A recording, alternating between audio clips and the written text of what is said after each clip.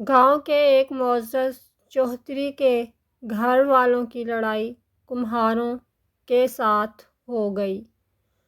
دونوں فریقوں نے ایک دوسرے کو خوب گالم گلوچ اور لطر پاؤلا کیا۔ بالآخر گاؤں والوں نے چوہدری کو مشورہ دیا کہ لڑائی کا فیصلہ کرنے کا اختیار آپ کے پاس ہے۔ گاؤں کے دستور یعنی آئین کی روح سے چوہدری کا فیصلہ حتمی تصور کیا جائے گا۔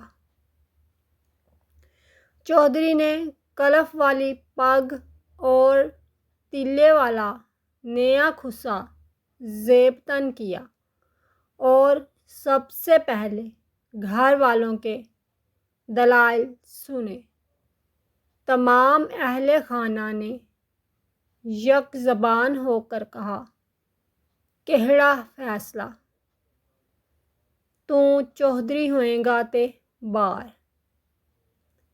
یہاں سے عزت افزائی کے بعد چوہدری نے سوچا کہ لڑائی کے دوسرے فریق یعنی کمہاروں کی طرف جایا جائے اور ان کا موقف سنا جائے۔ کمہاروں کے گھر گھستے ہی سب نے مل کر چوہدری کو پکڑ لیا اور کہا، کیہڑا فیصلہ؟ تو چوہدری ہوئیں گا تے کار۔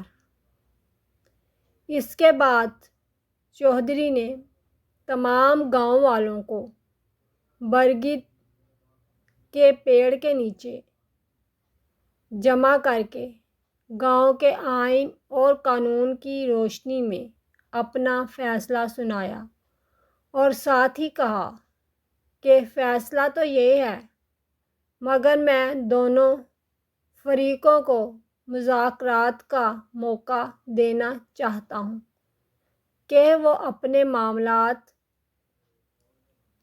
آپس میں افہام و تفہیم سے سلجھا لیں۔